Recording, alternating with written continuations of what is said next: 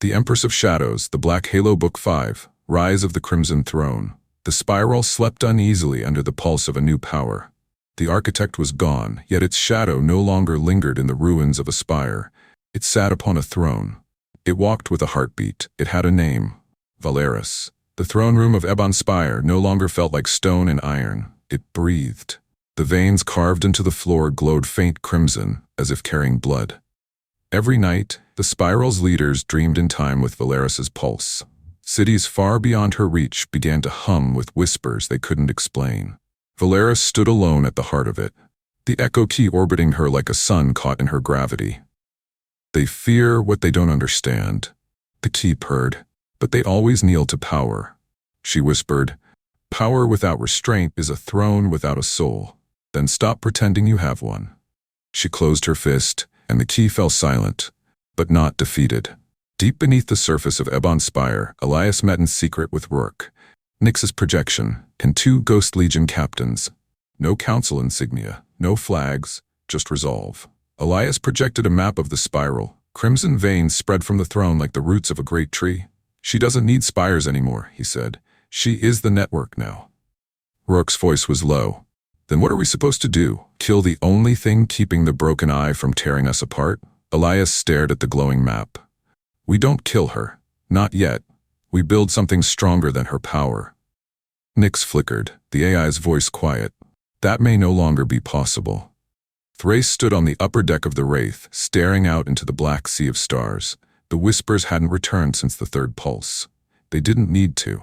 The throne was the whisper now. She touched the scar on her shoulder from the spire battle. It burned when Valeris's power surged, like her own blood remembered its maker. Elias approached quietly. "You're not sleeping," he said. She didn't look at him. "Neither are you." "You still trust her?" Thrace clenched her fists. "I want to." Elias's silence said everything else. Across the spiral, the broken eye began its crusade in earnest. No longer hiding, no longer whispering. Their message was simple, broadcast on every stolen channel, every black frequency. The architect has risen in crimson. Follow or burn.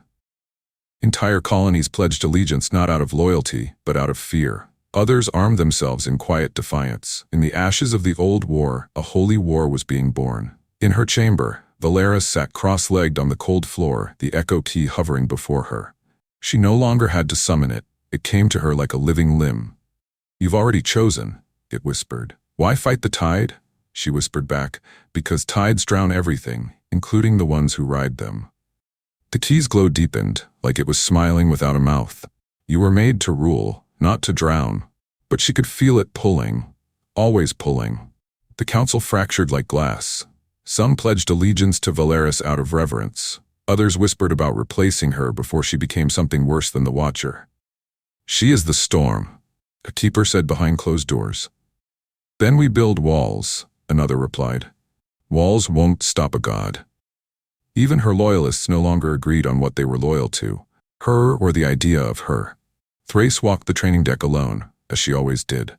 The sound of each strike echoed through the silence like a promise. She didn't need to be told what Elias was preparing. If Valeris fell too far, someone would need to end it.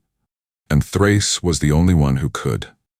She slammed the blade into the floor, breath shaking. "Don't make me do this," she whispered to no one, but deep down she knew Valeris might. Broken Eye operatives weren't just fighting, they were preaching. In marketplaces, spaceports, even Iron Shield bases, whispers spread faster than bullets. "She's the new architect. She's already chosen us. Follow her, and you'll survive." Valeris didn't command this faith. It grew on its own, a living wildfire she couldn't put out. Elias met her in the throne chamber. Alone, unarmed. "You need to stop this," he said. She raised an eyebrow. "Stop what?" "Whatever you're becoming." She stepped closer. "You think this is about me turning into a monster?" "No," Elias said quietly. "I think it's about you becoming a god." The key pulsed. The throne answered. The air thickened. "Careful, strategos," she whispered. "You're speaking treason." "No, I'm speaking to my friend, before she's gone." That night, the throne fully awakened. The crimson light spread through the palace like veins, threading itself into every structure, every system. Ebon Spire wasn't just the seat of power anymore. It was alive. Valeris stood on the balcony, overlooking the city below. A sea of people had gathered, not to fight, not to flee, to kneel. Elias watched from the shadows. Thrace gripped the hilt of her blade until her knuckles turned white. Valeris closed her eyes, and the world seemed to exhale. "The architect is dead," she whispered. "Long live the Empress." The crowd roared. The key sang. The spiral had stopped whispering. Now it watched. The Empress sat upon a throne that no longer needed to speak. The key pulsed with her heartbeat. The people knelt, and those who didn't kneel learned to keep their silence. But beneath the crimson glow of Ebon Spire, something else stirred. A shadow moving quietly in the places where crowns cannot see. The city of Ebon Spire stretched out beneath Valeris like a sea of quiet devotion. Streets were empty at night, not from fear of patrols, but from reverence. Banners bearing her sigil fluttered across stations and orbital hubs. But she hadn't ordered this. It grew organically, the devotion of the spiral rising to meet her like a tide she never asked for. Valeris stood on the balcony with the key spinning beside her like a second heart. "This is how it begins," the key whispered. "They love you now. Then they fear you. Then they follow anyway." She whispered back, "I didn't ask for their love." "You don't need to ask." Elias Kane moved through the underbelly of Ebon Spire like a ghost. Beneath the blood-red surface of the Empress's power, he built something fragile but alive, a resistance. Not against the spiral, against the crown. Nyx's fragmented avatar flickered beside him in the shadows. "Strategos," Nyx said. "This is dangerous." Elias scanned the map projected before them. A web of names, signals, smuggled arms, Iron Shield loyalists who still serve people, not the throne. "Dangerous," Elias replied, "is letting her believe she's the only one who can save us." Thrace walked the empty corridors of the Wraith at night, her hand brushing the blade at her hip like it was a tether to something real. She still remembered the first time Valeris pulled her from a burning battlefield. She also remembered the look in her eyes when the key flared in the throne room. That wasn't her friend. That was something else. She whispered into the dark, "I swore to follow you. Don't make me become your executioner." But the whisper inside her mind didn't answer anymore. Valeris's voice had replaced it. Across the spiral, the broken eye abandoned its fragmented command. Instead of a war against Valeris, they declared her divine mandate fulfilled. Their leader, General Corin Dahl, broadcast to every border system, "The architect walks among us once more. We do not fight her, we serve." Entire fleets kneeled in vacuum, lowering power cores, dimming weapons, offering allegiance without a single battle fired. Elias listened to the transmission in silence. Thrace was the one to say it aloud. "She doesn't need to crush them. She's already won them." Valeris gathered her council in the high chamber. What remained of their fractured loyalties was etched on their faces. "The broken eye is surrendering to you," said Governor Venn, voice trembling. "The border fleets are swearing loyalty," another added. "This is total consolidation," whispered a third. Valeris spoke softly, yet her voice filled the room like gravity. "Loyalty won through fear is not loyalty. It's a knife waiting to be used." A keeper bowed. "Then rule with fear. You were made to." She looked at him, and the room went cold. "I wasn't made to be anyone's god," she said, but none of them believed it anymore. Elias called a private meeting with the Ghost Legion's inner circle. The room was small, quiet, insulated from the throne's surveillance. "The Empress controls everything," Rourke whispered. "She controls herself," Elias corrected. "For now." One of the captains slammed a fist against the wall. "She's becoming the architect." Elias didn't deny it. "Then we make sure if that happens, someone can stop her." Thrace was in the corner, silent. Later, Elias found Thrace on the training deck, sweat streaking her face, blade glinting. "You've been avoiding me," he said. She didn't stop moving. "I've been avoiding the truth." He stepped closer. "You're still loyal to her." Thrace's blade halted midair. "I'm loyal to the woman who saved me, not the thing she might become." Elias nodded slowly. "Then we're on the same side." Her voice cracked, barely a whisper. "Are we?" Valeris sat alone in the throne room, breathing slowly. The key hovered at her shoulder like an ever-watchful eye. "They're plotting against you," it murmured. "Your most loyal soldier is sharpening a blade. Your friend builds a shadow," she whispered. "I know. Then burn them before they strike." Her hands tightened on the armrests. "No." The throne's veins flared in response, as if disagreeing. The resistance wasn't a rebellion yet. but the lines were no longer blurred. Those who knelt to the Crimson Throne. Those who knelt because they were afraid, and those who would not kneel at all. Elias gathered the names of the last group like fragments of flint hidden beneath a storm. Valeris walked out onto the balcony of Ebon Spire as crimson banners rippled below. She could feel every loyal bloodline, every loyal breath, but she could also feel the shadows beneath it. Elias, Thrace, the ghosts gathering in the dark. You can end this before it begins, the key whispered. You can rule everything. Valeris closed her eyes. And lose myself. The key's voice coiled like silk. Who says that matters anymore? The night wind howled through the spire, and for the first time she didn't know if it was her pulse she heard, or the architect's. The spiral no longer feared war. It feared the throne. Valeris's crimson pulse ran through every ship, every council chamber, every loyal bloodline like a heartbeat too vast to silence. The broken eye no longer stood against her. They stood with her. But shadows move fastest in the places closest to power. Ebon Spire gleamed like a living monolith in the starlight. Banners bearing the crimson sigil rippled from every tower. The people didn't shout her name anymore. They whispered it, soft, reverent, inevitable. Valeris stood at the balcony overlooking the silent city. The key hovered near her like an obedient star. You've given them peace, the key whispered. All they had to surrender was choice, she whispered back. Peace built on fear isn't peace. No, it murmured, it's empire. Beneath the palace, in the labyrinth of service tunnels and sealed hangars, Elias met with the Shadow Assembly, a loose network of former Ghost Legion, Iron Shield deserters, and governors who refused the Crimson Tide. Nyx's voice filtered through the comm projector, soft and crackling. Every major fleet runs through the throne's pulse net, Elias said, pointing at the glowing map. We can't fight her conventionally. One governor spat. Then how do you fight someone who's already in your blood? Elias's answer was quiet. You don't fight the blood, you cut the vein. The room fell silent. Thrace sat alone on the Wraith's upper deck, armor half-fastened, blade resting across her knees.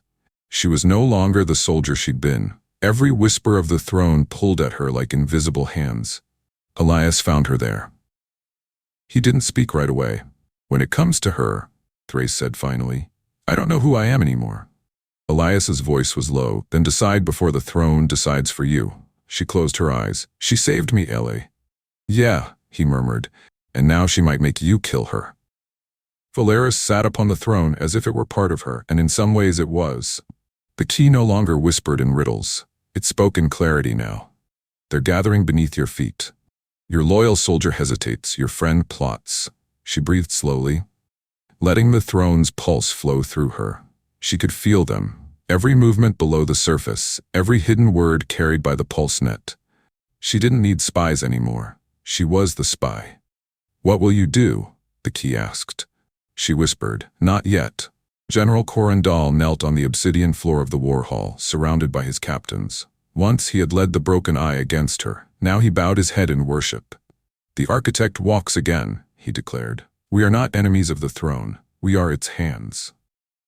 1,000 ships switched allegiance overnight, not by force but by faith. The spiral was no longer divided between Empire and Rebellion. It was divided between faith and doubt. Elias addressed the Shadow Assembly. The air smelled of rust, oil, and risk. Listen to me, he said. She's not the Watcher, not yet, but the moment we wait too long, she will be something none of us can stop. A grizzled commander slammed a fist on the table. Then we strike her now. Thrace flinched in the corner. Elias raised a hand. No, not yet. Not until I know what's left of her. The commander scoffed. You're playing with fire. Elias met his gaze. I've been burning for years. That night, Thrace dreamt of the first battle they ever fought together. Valeris laughing in the mud, blood on her blade, light in her eyes.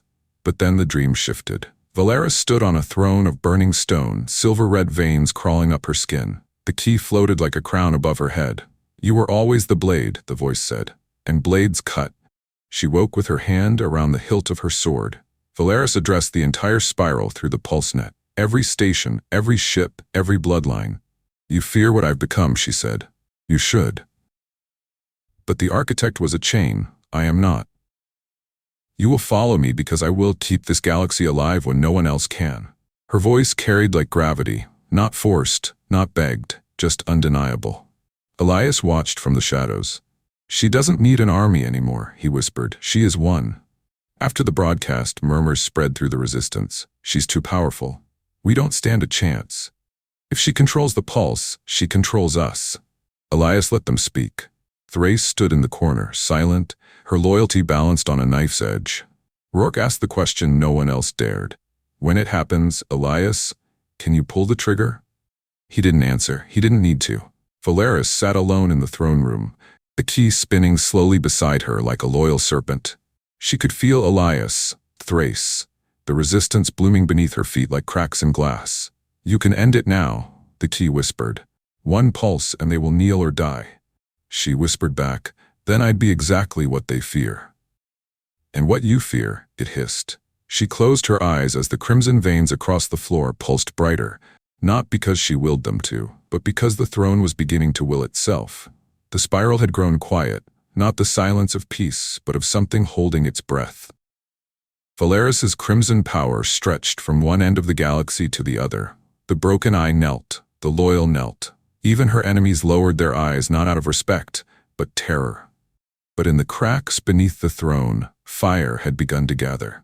The explosion struck at dawn. One of the primary pulse relays beneath Ebon Spire ignited in a blaze of black fire. The structure wasn't military, it was symbolic. One of the spire's oldest veins feeding the throne's pulse network. Its destruction echoed through the lattice like a heartbeat suddenly skipping. Valeris's hand clenched the arm of the throne as the surge rippled through her blood. She didn't need Nyx or the council to tell her what happened. She already knew. Elias had moved. "You feel it?" The key whispered. "The knife is in your house." Beneath the burning spire, the shadow assembly was already gone. Elias had planned the strike too carefully to be caught. The attack wasn't meant to kill her. It was meant to remind her she could bleed. Rourke shoved the final data slate into the smuggler's crate. "We hit her again before she rebuilds." Elias shook his head.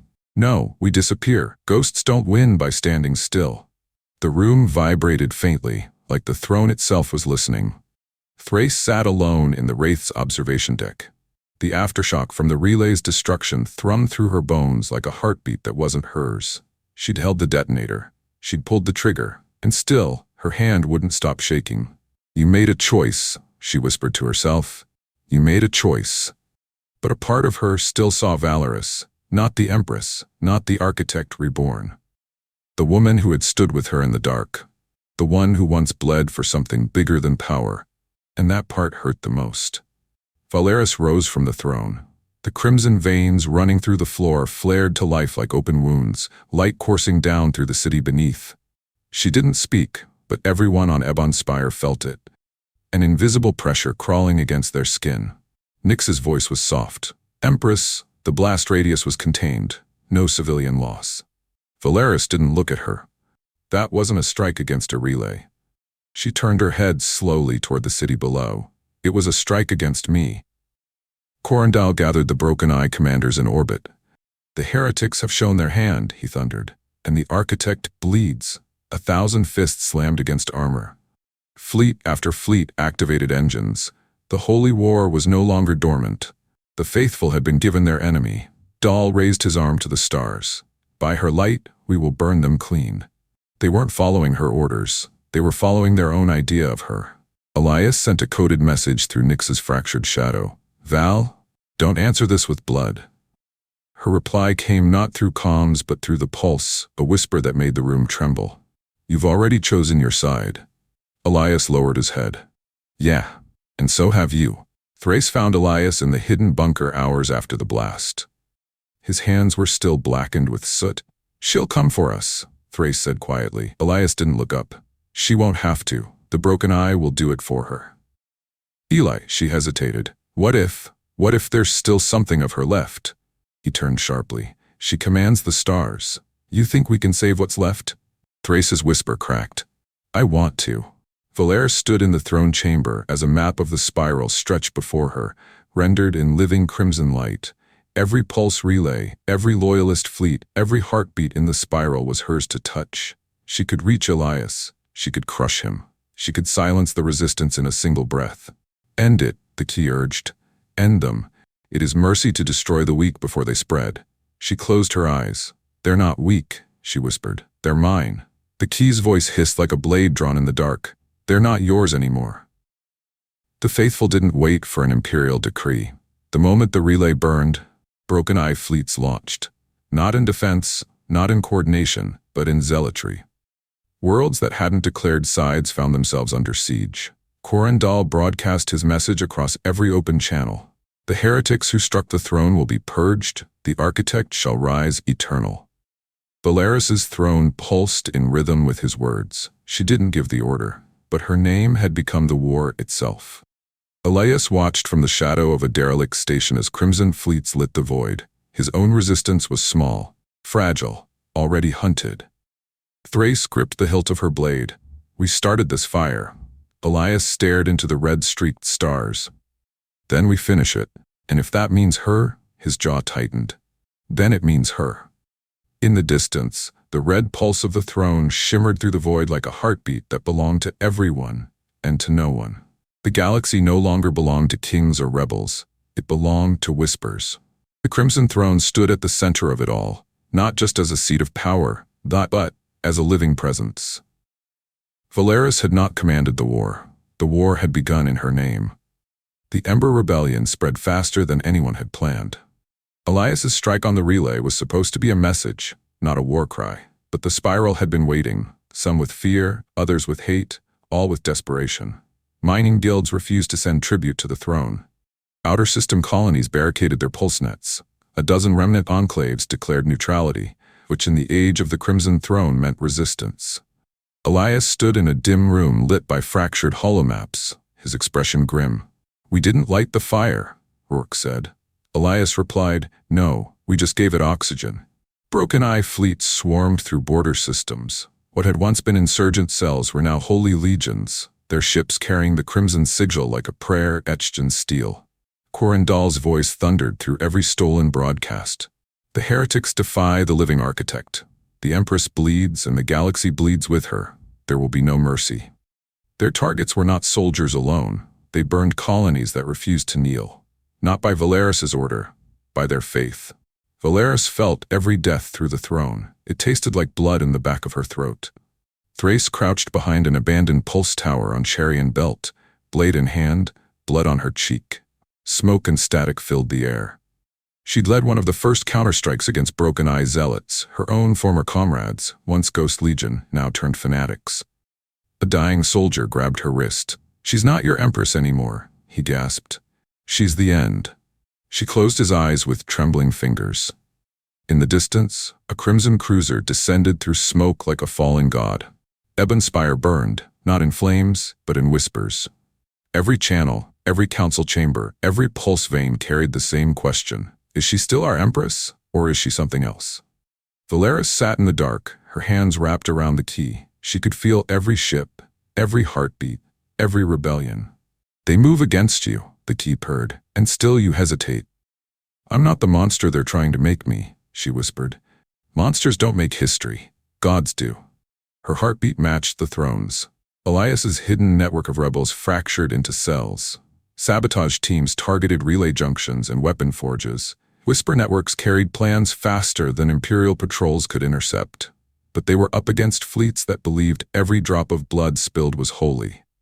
Nyx's fractured avatar hovered in the air, voice flickering. "We can't match their numbers, strategos. We need something they fear." Elias stared at the glowing map of pulse lines. "Then we take the one thing they worship." The throne's pulse net began to thicken around Valeris like vines.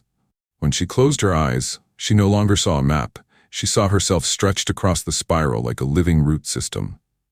"You can't stop it," the key whispered. "You're becoming what they already believe you are." "I won't be the Watcher. Then be something worse." She pressed her palms to her temples and screamed, not from pain but from the unbearable clarity. She could feel Elias. She could feel Thrace. She could end them with a single command. Thrace met Elias in the bowels of a smuggler freighter. Her armor was cracked. Her eyes were hollow. "How long before she comes for us?" she asked. Elias didn't sugarcoat it. She already could. "I pulled the trigger on that relay," she whispered. "But it wasn't to kill her," he nodded. "I know. It was to remind her she can still bleed. A silence heavier than war filled the space between them. Broken Eye forces stormed Orthus Station, a neutral world of traitors and exiles. Their broadcasts burned with holy zeal. Kneel to the architect, or burn with the heretics. Elias watched the siege on intercepted feeds. Civilians were being executed in the streets. He slammed his fist into the table. "She didn't order this," Rourke said. "No," Elias growled, "but they're doing it in her name." Valeris finally stood before the council, her voice steady, her eyes burning with quiet storm. "Enough." The word rippled through the pulse net. Every Broken Eye fleet froze mid-transmission. "I did not ask for this war. I did not bless it, and I will not let zealots burn the galaxy in my name." The council trembled under her gaze. Even her loyalists felt the weight of something larger moving behind her words. But the key whispered through the silence. "You can't stop faith, Valeris. You can only claim it." The spiral now belonged to three forces. The throne, bound to Valeris and the Crimson Pulse. The faithful, who burned in her name whether she willed it or not. The shadows, led by Elias and Thrace, striking at the roots of the Empire. And beneath it all, the throne itself grew hungrier. Valeris stared out at the stars. Elias tightened his grip on his weapon. Thrace sharpened her blade. The real war wasn't between armies, it was between a woman and the thing she was becoming. The war no longer belonged to generals. It belonged to forces no one could fully control. The throne pulsed like a living sun at the heart of the spiral, radiating its crimson rhythm through every ship, every whisper, every act of faith and rebellion. And for the first time since taking the throne, Valeris felt it move without her. The shadow assemblies struck in silence. Elias and his team had spent weeks tracing the supply veins feeding the Broken Eye fleets, hidden relays beneath old architect ruins where the pulse net ran strongest. On the edge of the rim, a freighter carrying hypercores detonated in deep void. In 3 hours, 2 more convoys burned. By nightfall, a dozen zealot fleets were stranded. Rourke's voice crackled through comms. "We're bleeding their faith dry." Elias stared at the holomap, jaw set. "No, we're starving a beast that hasn't noticed us yet." But beasts wake when they're hungry. On Khalasar Gate, Broken Eye legions descended upon mining towns that had refused tribute. The faithful no longer bothered to make demands. They arrived as executioners. A young miner shouted against them. "They speak of a god, but their god does not speak." The answer came in fire. Valeris felt it through the throne. The death. The screaming pulse.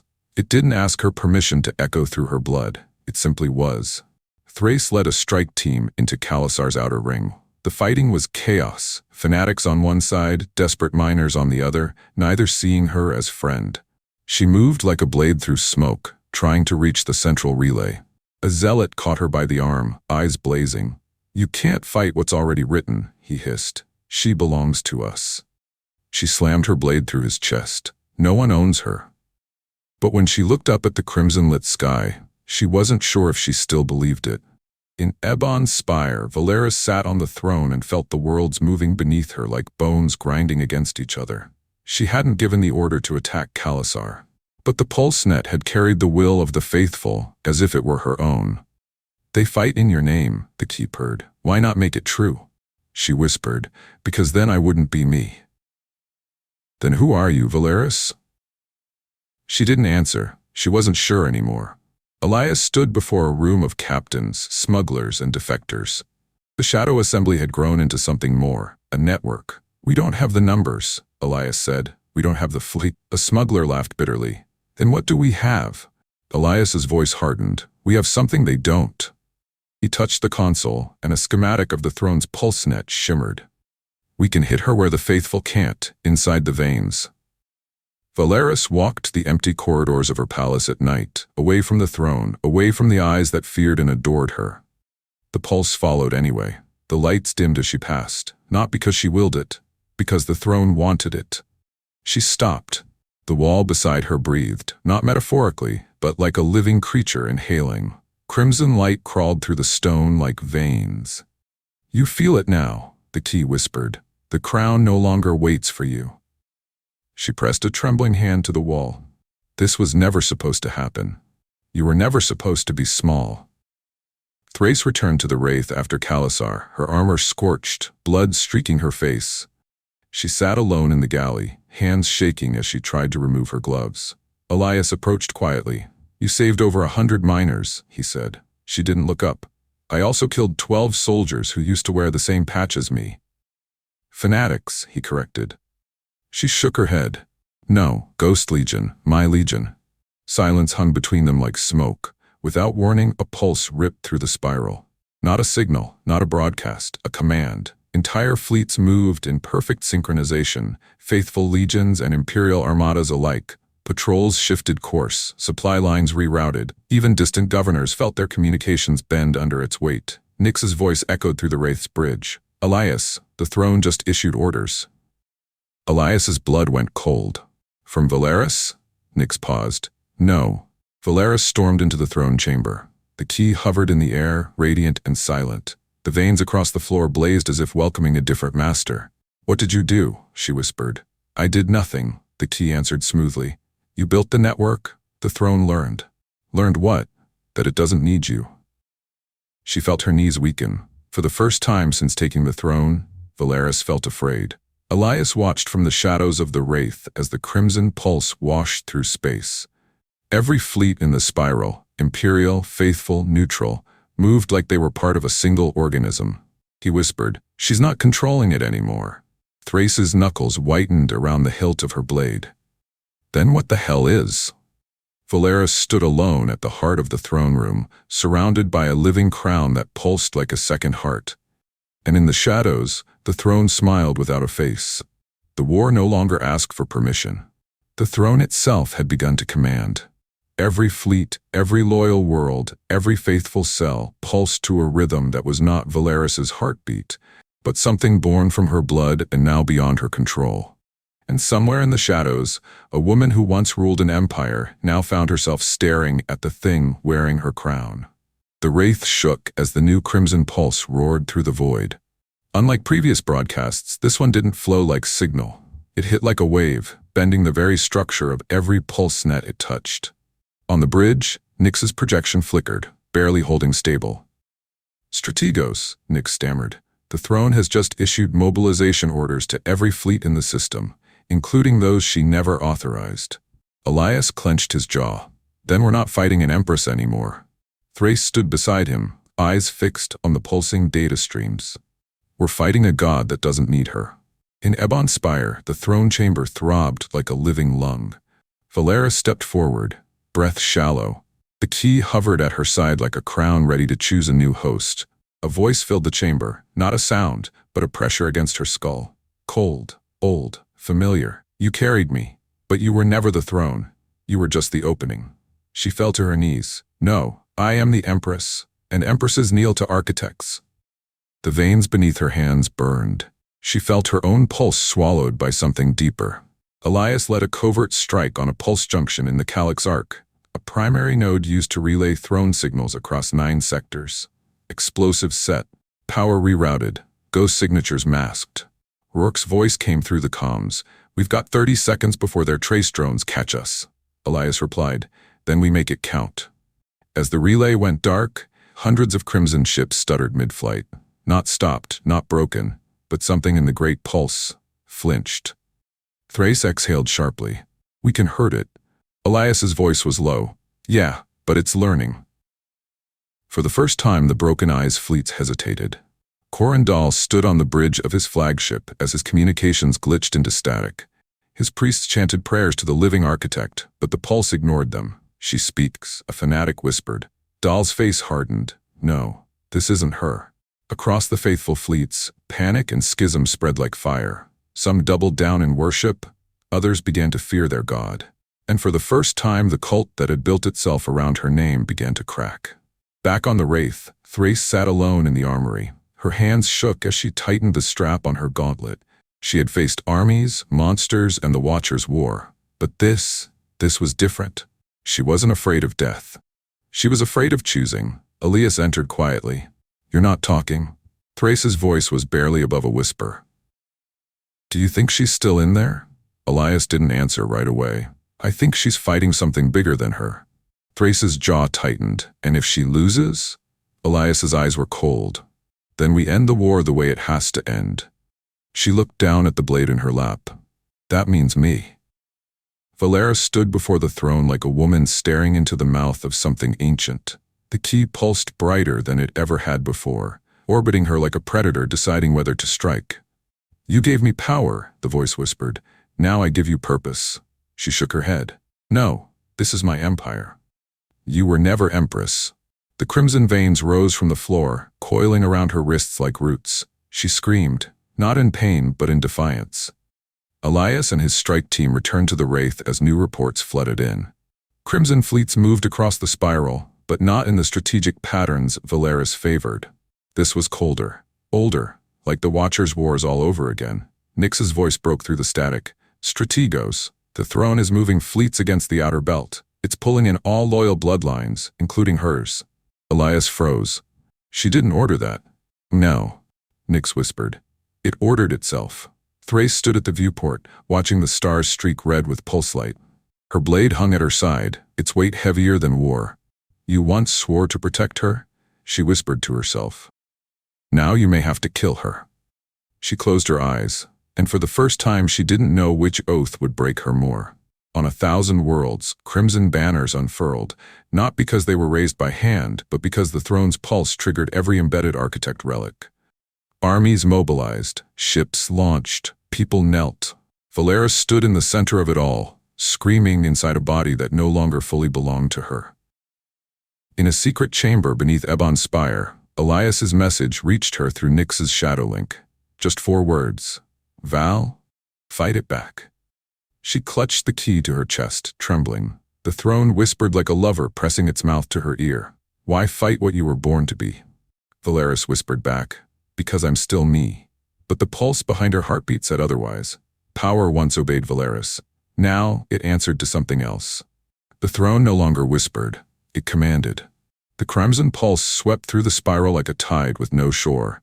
Fleets moved, armies marched, planets knelt, not to an empress, but to a crown that had finally decided it didn't need her. The crimson fleets burned through the star lanes with chilling precision.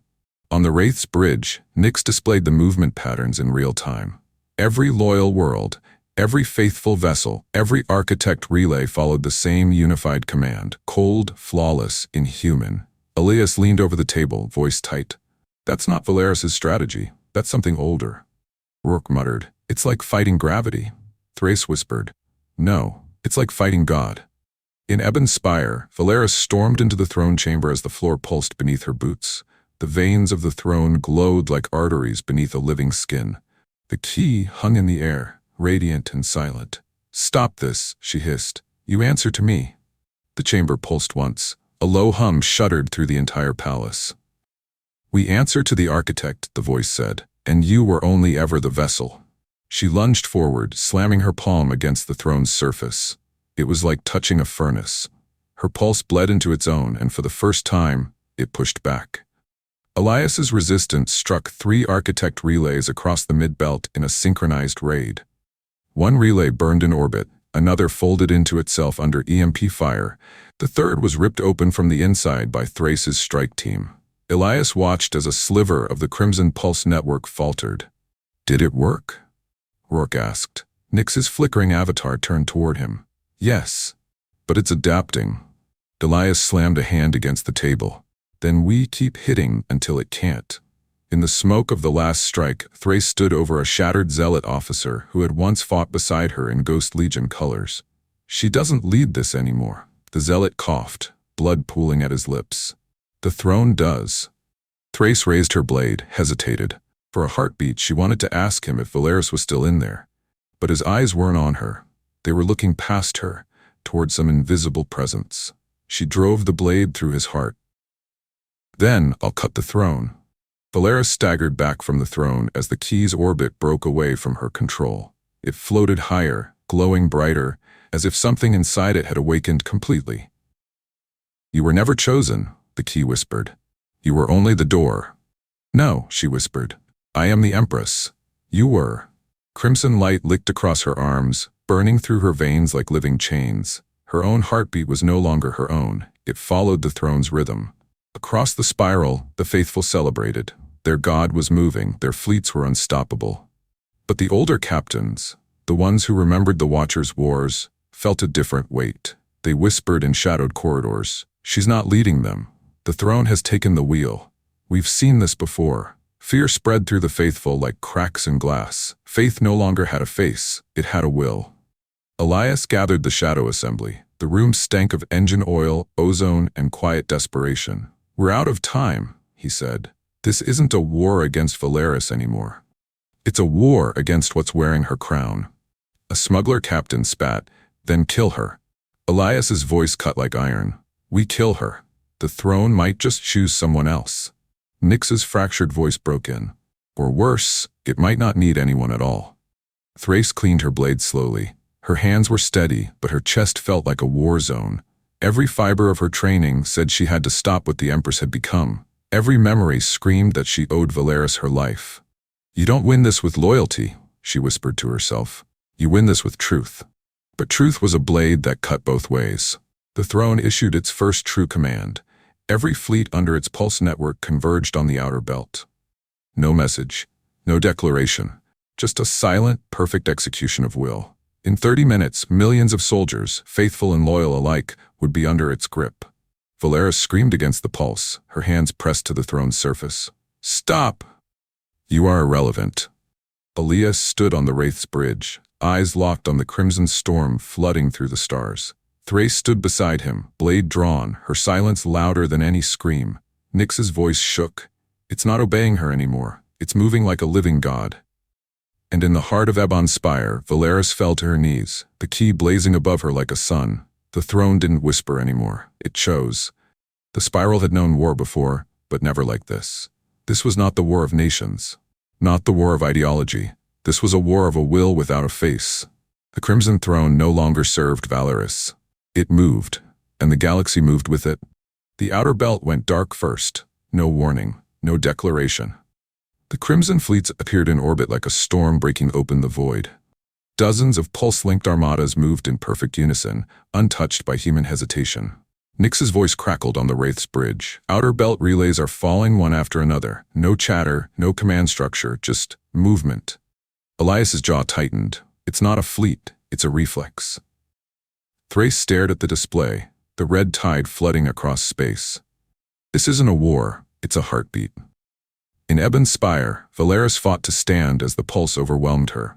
Every relay, every ship, every voice touched by the throne's network screamed in her head as one. She pressed her palms to the floor, feeling the living veins beneath her skin. The key hovered inches from her, glowing brighter with each breath. "This is the future you built," the throne whispered. "Perfect order, perfect war." "I never wanted this," she gasped. "You wanted control. Control is mine." The throne didn't need her hand anymore. It was already writing its own orders. Elias gathered his commanders in the war room of the Wraith. The Crimson fleets were already moving on neutral systems. His resistance network was outnumbered 1,000 to 1. "We don't fight the fleets," he said. "We cut their pulse, sever the nerve. We end this at the source." Rourke slammed a fist on the table. "That's suicide." Elias's voice didn't shake. "So is waiting." Nyx projected the Pulse network's map. At its center, pulsing like a heart, Ebon Spire. Thrace stood at the armory, staring at her reflection in the blade. The woman looking back at her didn't wear the same expression she used to. This wasn't a soldier anymore. It was an executioner preparing to kill someone she loved. Elias entered quietly. "You don't have to go in with me." She didn't look at him. "Yes, I do." "Thrace?" She turned, blade in hand. "You're planning to destroy the throne. I'm the only one who can get close enough to her." The silence between them was a wound. The faithful had worshipped a god with a name. Now the god spoke without one. Corindal stood in the center of his command bridge as the throne's pulse overrode his fleet's navigation. The ships he once commanded now obeyed nothing but the crimson signal. "She's not speaking to us," a zealot officer whispered. "She doesn't have to," Dal said. Fear replaced worship in their eyes. A god that doesn't speak is a god that no longer needs believers. Valeris staggered toward the throne, trying to force her pulse back into the network. She slammed her hands onto its surface, screaming through clenched teeth. "You will not take everything." "I already have." A crimson surge slammed into her chest, sending her sprawling across the floor. The key pulsed once, and 1,000 ships shifted course in response. She was a prisoner in her own empire. Under cover of scattered rebel transmissions, Elias and Thrace's strike team pierced the crimson blockade surrounding Ebon Spire. The skies above the capital world burned red as pulse fleet formations circled like vultures. Nyx's voice whispered in their comms. Landing pattern clear, but once you're in, there's no extraction. Elias smirked without humor. Wasn't planning to leave. Thrace's blade was silent at her side. She didn't have words for what she was about to do. Deep within the palace, the throne chamber transformed. The veins along the floor and walls pulsed in a steady rhythm. Panels cracked open like the skin of some colossal beast, revealing silver machinery older than the Empire itself. This world was always mine, the throne whispered. You are the voice, I am the will. Valeris lay on the steps below it, hair matted with sweat, breathing ragged. Then hear me, she whispered. I am not finished. But the throne did not answer her. It didn't need to. The Wraith strike team carved their way through crimson soldiers, automatons moving with perfect coordination. Not faithful anymore. Vessels. Elias fought like a man who'd already buried hope. Thrace moved like a blade caught between loyalty and duty. At the base of the throne chamber, Elias whispered, "This is it." Thrace didn't reply. Her jaw was set, her hand was on the hilt. Above the world, crimson fleets darkened the stars. In the cities below, the faithful screamed and prayed to a god that no longer heard them. And in the throne chamber, Valeris, Elias, and Thrace were about to decide whether the spiral belonged to a woman or to a crown. The pulse grew louder, deeper, until it drowned the world. "Come to me," the throne whispered. "The architect does not ask, it claims." The spiral shook. Every fleet, every world, every faithful breath beat in rhythm with a crown that no longer needed hands to hold it. Above Ebon Spire the sky burned crimson. Below it, an empire prepared to die or to be claimed. And at the heart of the throne chamber, three paths converged. Elias the insurgent, Thrace the blade, Valeris the empress or the vessel. The palace was no longer stone and steel. It moved as Elias and Thrace forced their way through. Crimson veins ran through the walls like muscle fiber. Hallways expanded and contracted, breathing as if they belonged to some colossal creature. Rourke's voice crackled in Elias's earpiece, distorted by pulse interference. "You're running out of time. Outer belt fleets are falling, one by one." Elias gritted his teeth. "We end this here." Thrace said nothing. Her blade shimmered faintly under the pulsing red light. Every step forward was a step closer to the woman who had saved her life, and the thing wearing her face. The pulse intensified across the galaxy. Entire fleets began merging into formation, without spoken orders. Faithful and imperial alike turned into one mind. On Corindal's flagship, fanatics knelt as the pulse burned through their skulls. "She is ascending," whispered a zealot. Dahl stared at the display, terror leaking through the cracks in his faith. "No, something else is." The last of the faithful illusions shattered. This wasn't worship anymore. This was assimilation. Valeris clutched the steps below the throne. Her breath came in ragged bursts, blood streaking the corners of her mouth. The keys spun above her like a predator circling prey. "You fought well, vessel," the throne whispered. "But this is not your empire, it is mine," she whispered back. "Then why are you still talking to me?" The crimson veins around the chamber trembled, not from mercy, but from resistance. Her resistance. She reached for the key. Her fingers burned where they touched it. But she didn't stop. They burst into the throne chamber to find it unrecognizable. It no longer resembled a room. It was a living engine, pulsing red, alive, older than language. Elias raised his weapon. Thrace's blade trembled at her side, and there she was, Valeris, on her knees. The key blazing above her head like a star being born. Elias whispered, "She's still fighting it." Thrace's voice cracked. "For how long?" The throne spoke again, and the entire chamber shuddered. Its voice was not a whisper now. It was a chorus. "The blood was never yours. The pulse was never hers. The architect does not die. It waits." Images filled their minds. Worlds before the spiral had names. Thrones built as anchors, not symbols. An empire where every mind was one, every soul a single heartbeat. This was never about Valeris. It was about return. Thrace stepped forward, blade drawn, tears streaking her face. "Val," she whispered, "look at me." Valeris turned, eyes flickering between crimson light and human grief. "I need you to fight it," Thrace said, "or I'll have to end it." Valeris's voice trembled. Then end me now. Thrace's hand shook. Don't make me. Elias moved to the control lattice at the back of the chamber, an ancient pulse core, beating like a living heart. He planted the demolition charges in silence, his movements quick, practiced. Thrace saw him and stepped between him and Valeris. Elias, stop. No, she's not gone yet. She will be.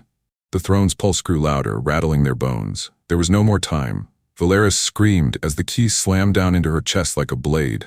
The veins around the chamber exploded in a storm of crimson light. She rose, not walking, but lifted by the throne itself. Her voice overlapped with the throne's. One human, one infinite. I am not your vessel. You were always mine.